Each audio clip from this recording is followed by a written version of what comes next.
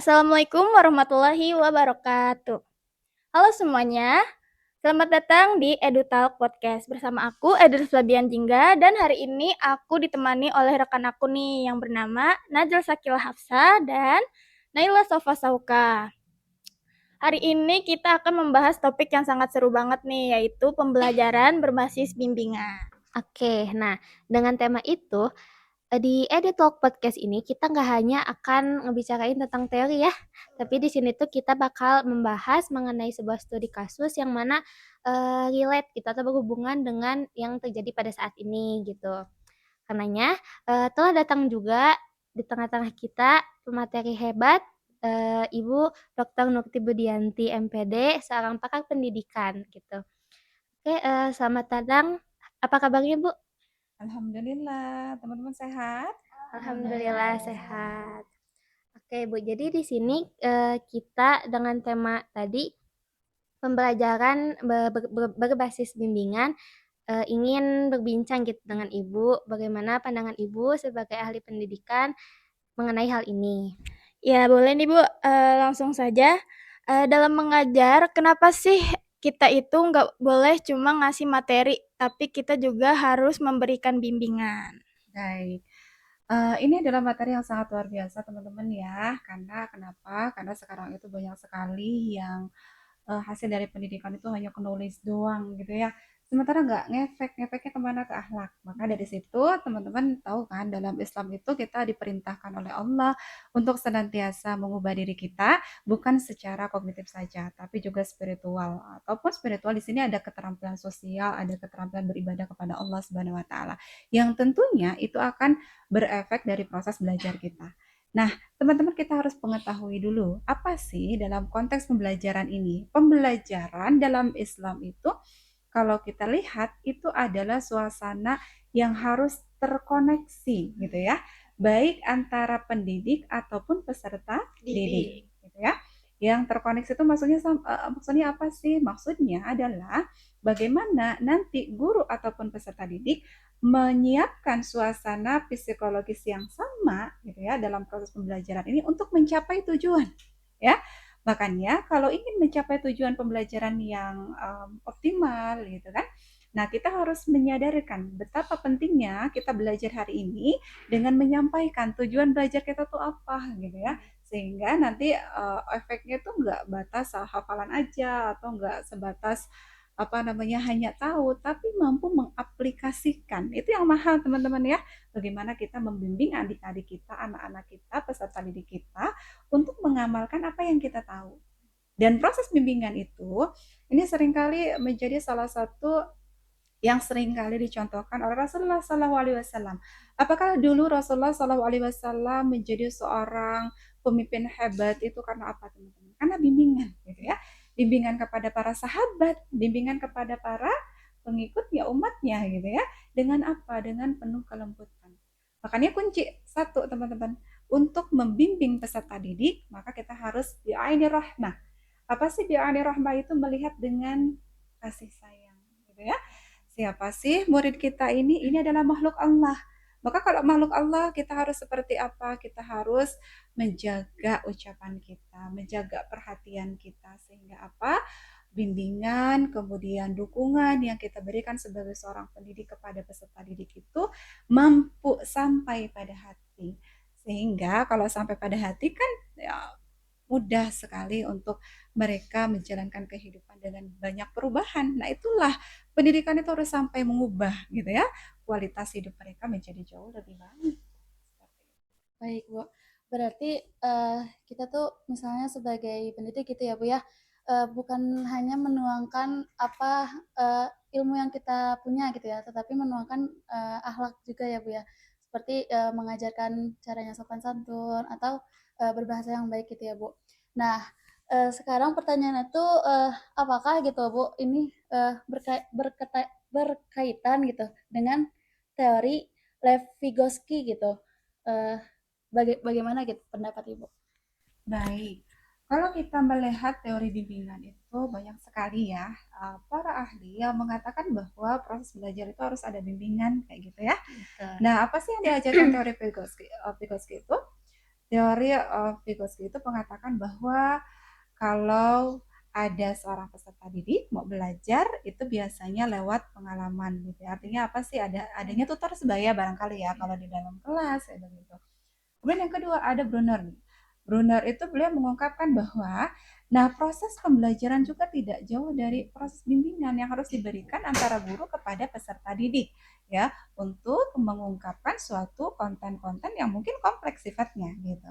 Atau barangkali nanti kita bicara teori scaffolding gitu ya.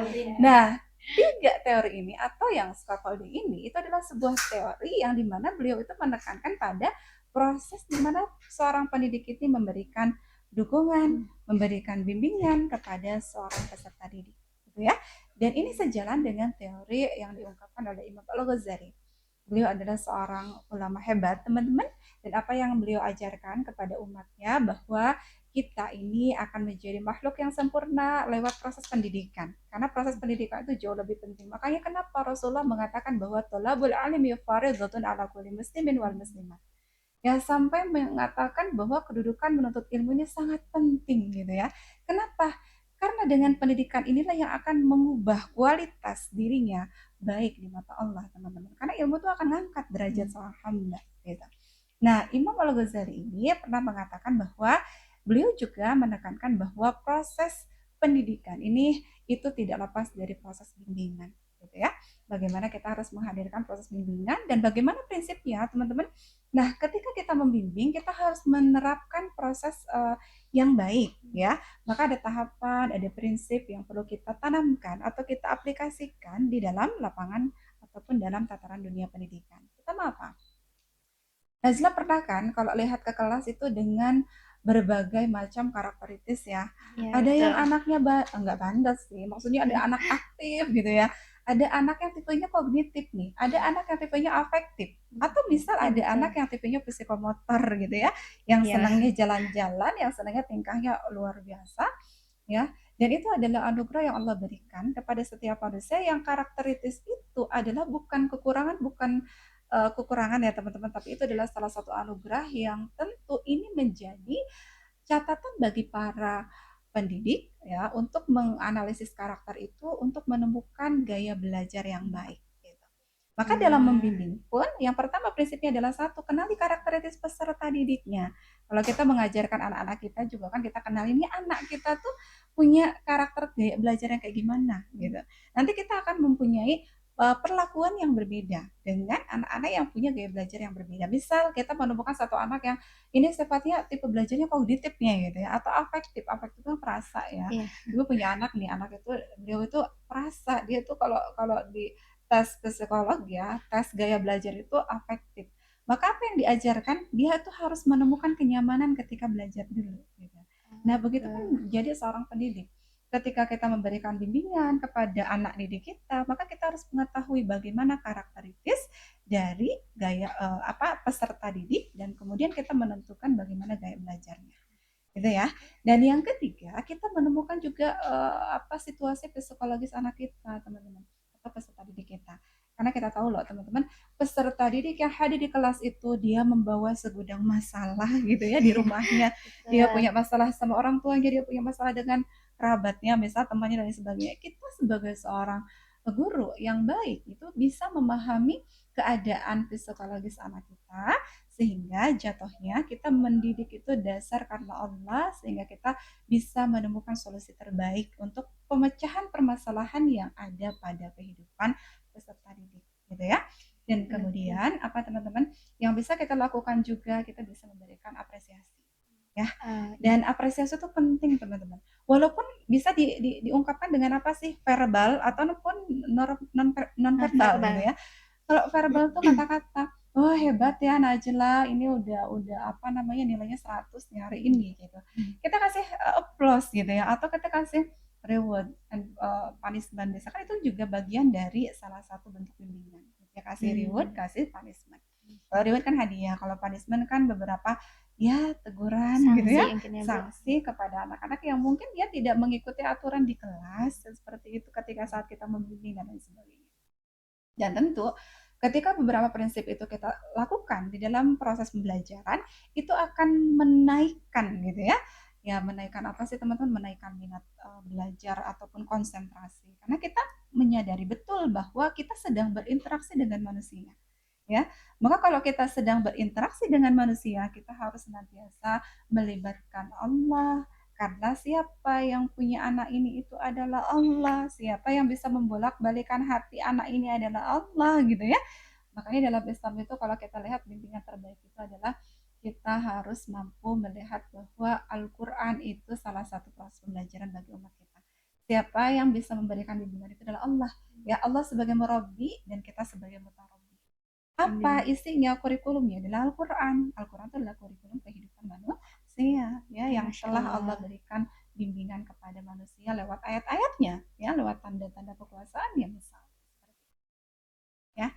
Dan terakhir mungkin prinsip-prinsip yang lain setelah kita memberikan punishment, reward gitu ya bagi anak-anak kita, jangan lupa teman-teman, karena kita membimbing manusia, namanya manusia punya kadar keimanan yang berbeda. Ya, kayak iman manusia kan ya jidwa yangkus, ya kadang lagi semangat, ya kadang futur gitu ya, lagi doni gitu misalnya, atau lagi kurang semangat. Maka kewajiban kita sebagai seorang pendidik bagaimana kita mampu membimbing secara konsisten di dalam kelas ya, walaupun itu capek ya. Nah jelas capek ngingetin bolak-balik kayak begitu ya, nggak apa-apa, itu adalah salah satu jihadnya seorang pendidik dalam memberikan kebaikan atau dalam memberikan uh, motivasi, dukungan untuk mengantarkan anak didik kita jauh. Masya Allah. Ya, berarti pembelajaran berbasis bimbingan ini tuh benar-benar efektif ya Bu untuk eh, apa ya, mengembangkan potensi anak gitu. Karena eh, kan dalam salah satu prinsipnya itu bahwasannya pembelajaran berbasis bimbingan ini tuh memfasilitasi potensi anak ya Bu. Berarti bisa untuk semua anak walaupun potensinya itu berbeda-beda. Berarti kita sebagai gurunya yang harus bisa mengetahui potensi dari si anak dan kita yang harus bisa mengembangkannya gitu ya Bu. Betul, karena kan guru itu dia harus jadi superhero gitu. Kenapa? Dia jadi inspirator, dia harus bisa menginspirasi. Dia jadi motivator yang harus bisa memotivasi. Dia juga menjadi fasilitator, memfasilitasi gitu ya. Karena kita tahu bahwa karakteristik peserta didik kita berbagai macam karakter, maka kita harus senantiasa siapkan ilmu dulu. Maka teman-teman menjadi seorang pendidik itu kita punya kompetensi yang harus dikuasai gitu ya. Baik itu kompetensi apa namanya teman-teman, kompetensi pedagogik misalnya, potensi kepribadian kita, potensi sosial atau keprofesionalannya gitu ya. Itu semua harus dikuasai dan tentunya itu berangkat dari karena kita belajar. Ya. Makanya teman-teman jangan pernah berhenti belajar. Untuk menjadi seorang pendidik itu dia butuh ilmu, dan ilmu ini menjadi salah satu vitamin untuk tubuh kita, menularkan kembali energi positif untuk kita. Masya Allah. Masya Allah.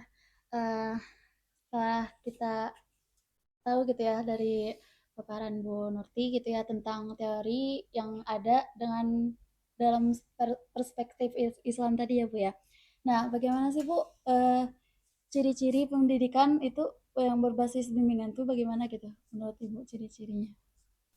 Ya seperti yang tadi sudah sampaikan ya, kalau ada bimbingan di situ berarti ada arahan yang dilakukan antara atau arahan yang diberikan antara pendidik kepada peserta didik ya. Dan ketika ciri-ciri kita membimbing itu tentu salah satunya tadi ya teman-teman, kita harus pahamkan bahwa ketika kita menerapkan berbagai prinsip yang tadi ada gitu ya, dan ketika kita menemukan beberapa karakter anak-anak yang berbeda, itu jelas kita akan menemukan suatu perbedaan gitu. Maka nanti teman-teman juga akan berbeda ketika bagaimana kita membimbing kelompok besar gitu ya, ataupun kita membimbing kelompok kecil, ataupun kita membimbing individu gitu ya, personal gitu. Nah, itu harus dikuasai oleh diri kita sebagai seorang pendidik nanti. Kenapa? Karena itu adalah bagian yang terpenting. Kenapa? Karena kita sedang berupaya untuk mencapai tujuan yang disepakati bersama dalam proses pembelajaran. Tadi kan Ibu sudah sebutkan bahwa apa sih proses pembelajaran itu? Proses pembelajaran itu adalah di mana kita sedang memposisikan atau sedang mendesain ya satu sistem, satu keadaan yang dihayati bersama kan, baik itu oleh pendidik ataupun peserta didik untuk mencapai tujuan bersama. Maka kalau ciri-ciri membimbing, bagaimana kita bisa mengantarkan pada tujuan yang disepakati itu, gitu. Baik itu kita membimbing kelompok yang kecil ataupun kelompok yang besar ataupun misal individual secara personal, gitu ya. Jadinya teman-teman, kita sebagai seorang pendidik harus cerdas ya. Kita juga harus bisa menemukan atau mempunyai strategi pembelajaran yang efektif untuk menumbuh kembangkan potensi anak. Boleh jadi potensi anak itu ada ya. Bahkan Allah kan sudah mengatakan wallahu akhrajakum min butuni ummahatikum la ta'lamuna syai'an. Allah tuh udah ngeluarin gitu ya. Kita dari rahim seorang ibu dalam keadaan tidak tahu apa-apa. Wa ja'ala lakumus sam'a wal absar wal afida. Allah tuh telah menjadikan kita tuh punya pendengaran gitu ya, punya penglihatan, punya hati, bahkan akal pikiran itu kan semua potensi yang Allah berikan. Yang ini Allah berikan sama kepada setiap manusia, tapi bedanya ini potensi bisa berkembang atau enggak. Tergantung apa? Tergantung usaha gitu ya. Makanya setiap manusia itu kita dibekali kemampuan untuk fa'idha azamta fatawakkal 'ala Allah. Kalau kita sudah mau berusaha, kita mau mencapai tujuan yang baik itu, serahkan semuanya sama Allah. Maka begitupun kita sebagai seorang pendidik ya. Kalau kita punya tujuan nih, tujuannya mulia, bagus gitu ya. Dan ini hasilnya belum optimal, ya kita serahin sama Allah dan kita minta doa sama Allah, kita angkat tangan, benar-benar Allah yang melembutkan hati peserta didik kita gitu ya. Amin. Karena kan setiap manusia itu kita bisa memberikan nasihat, bisa memberikan bimbingan, tapi sekali lagi teman-teman, siapa yang bisa merubah diri kita adalah Allah. Ya, siapa yang bisa ngasih hidayah sekali lagi adalah Allah. Kita cuma ngasih jalan aja, ngasih petunjuk aja, tapi sekali lagi yang bisa menerapkan atau apa namanya merubah gitu ya keadaan dirinya itu adalah Allah sekali lagi. Ya, makanya tanggung jawab teman-teman semua nanti kalau ketika menjadi seorang pendidik, bagaimana teman-teman fokusnya adalah menasehati, mengingatkan, mengajarkan, dan membimbing, dan tentunya masalah dia mau berubah ataupun tidak itu kita libatkan Allah dalam setiap ikhtiar yang kita lakukan. Kalau kita tidak melibatkan Allah, yang ada adalah kecewa, yang ada adalah putus asa, maka banyak ya. Sekarang guru-guru yang pada stres tuh, ada yang guru yang ya Allah gitu kan. Nah, jangan sampai kita termasuk guru-guru yang seperti itu. Karena apa? Karena kita tidak melibatkan Allah di dalamnya. Ya. Masya Allah ya. Nah, karena kan tadi pemaparan teorinya itu udah sangat luar biasa sekali gitu ya. Sudah jelas mengenai prinsip-prinsip yang ada dalam pembelajaran berbasis bimbingan, bagaimana bentuk pembelajaran berbasis bimbingan itu dalam perspektif Islam ataupun dari teori Vygotsky ya, dan benar juga scaffolding gitu. Nah, kali ini kita mau nanya nih Bu, ada sebuah studi kasus atau sebuah kejadian di mana jika kita lihat menurut prinsip pembelajaran berbasis bimbingan ini, anak itu diasah juga gitu kemampuan untuk berinteraksi sosialnya. Nah, bagaimana jika ada sebuah anak yang mana dia itu pintar, sangat cerdas, namun dia itu masih sedikit kesusahan jika ditempatkan pada sebuah metode belajar yang harus berkelompok gitu. Jadi dia itu bingung atau mungkin dia juga belum menemukan potensi dirinya. Nah, bagaimana pembelajaran berbasis bimbingan ini berlaku untuk anak tersebut?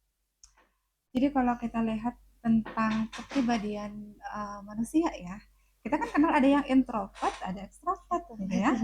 Yang sebagaimana kita telah belajar atau pada semester yang lalu, kalau introvert itu misal dia cenderung sendiri gitu ya, kurang bersosialisasi. Kalau ekstrovert tuh dia cenderungnya energinya tuh ya ngecasnya sama orang lain gitu ya, makanya sering kali berbaur dan lain sebagainya.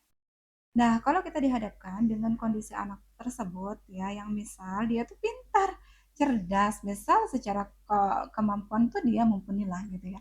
Tapi kalau misalnya kita hadapkan dengan berkelompok, ini dia nggak bisa bersosialisasi dengan baik nih. Bahkan misal kalau dia ngerjain malah ngerjain sendiri. Ada kan yang kayak begitu, Iya, aku mau paling juga pengennya bisanya ngerjain sendiri gitu. Padahal dia tugas kelompok kayak gitu. Nah, teman-teman, sebagai seorang pendidik untuk mengatasi berbagai problema, salah satunya kasus demikian itu adalah satu, kita harus berorientasi pada kesulitan belajar peserta didik itu. Jadi kalau kita menemukan ada beberapa kesulitan nih, maka kita harus berupaya apa kesulitannya yang menyebabkan anak itu demikian. Oh, misalnya karena memang dia itu tidak terbiasa untuk bersosialisasi, ya. Bisa jadi kan ada anak-anak yang pulang sekolah apa? Masuk ke rumah gitu ya, tanpa bersosialisasi dengan yang lain dan itu kan membentuk karakternya, ya. Termasuk juga membentuk karakter di sekolah. Nah, bagi seorang guru, kita penting sekali untuk melihat bahwa kebiasaan anak itu seperti itu, maka kita bisa mendiagnosa bahwa anak ini perlu penekanan segi sosial yang lebih dalam lagi.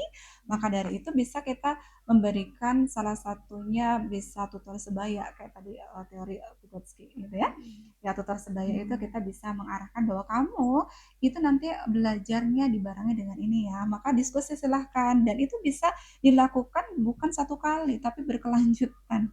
Untuk mengubah seseorang itu kan kita juga tahu kan, mengubah manusia itu Masya Allah luar biasa gitu ya perjuangannya dan itu nggak cukup satu kali ya tapi harus berulang kali. Maka seorang guru pun sama karena orientasinya kita juga harus berpusat pada tujuan, maka dalam tujuan itu ketika ada kendala maka kita harus titik pusatnya kembali kepada diagnosa lagi ya, ini kesalahan atau kesulitan apa yang dirasa, maka nanti strateginya kita munculkan dengan pembiasaan yang tidak satu kali tapi berulang kali sehingga teman-teman proses pembelajaran ini bukan hanya hasil ya tapi pembelajaran ini kita lebih menekankan bagaimana kita memberikan proses yang baik karena sejatinya Allah pun tidak lihat hasil tapi Allah tuh akan melihat bagaimana proses seorang hamba ingin merubah keadaan kita jauh lebih baik itu atas dasar perjuangannya.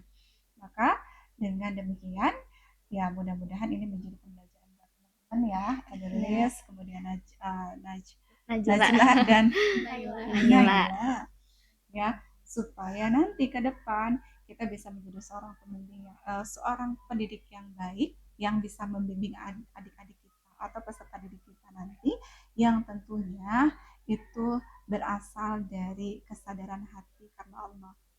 Kalau kita karena manusia, nanti kalau kita karena manusia itu yang dibuat manusia kan ada kecewanya. Jadi nanti kita akan menggerutu sehingga bahkan kita akan down di tengah jalan. Tapi kalau karena Allah, ya mau Allah berikan apapun ini, ya ini kan maunya Allah. Mungkin ada anak yang sulit diarahkan, mungkin ini adalah salah satu proses belajar yang ini juga bukan belajar buat anaknya, tapi belajar buat gurunya, gitu ya. Sehingga gurunya tumbuh rasa sabarnya, tumbuh rasa syukurnya dari kejadian-kejadian ataupun dari satu kasus-kasus yang terjadi di sekolah. Sehingga yang namanya belajar itu bukan hanya peserta didik saja, tapi pendidik juga. Ya, nah itulah yang paling baik itu teman-teman yang saling membelajarkan. Kita belajar dari anak didik kita juga belajar dari kita. Nah, itulah yang paling baik dalam proses membimbing itu karena membimbing yang sejatinya bisa memberikan buah itu karena Allah teman-teman ya. Jadi sekali lagi mungkin pelajaran terpenting bagi kita adalah kalau kita menjadi seorang pembimbing yang mau mengarahkan kepada kebaikan, maka kita harus libatkan Allah dalam setiap ikhtiar dan tak lupa kita siapkan strategi A, B, C, D sampai Z itu silahkan, tapi sekali lagi siapa yang akan merubah itu adalah Allah. Ya, maka jurus terakhir adalah mengangkat tangan gitu ya, doa ya.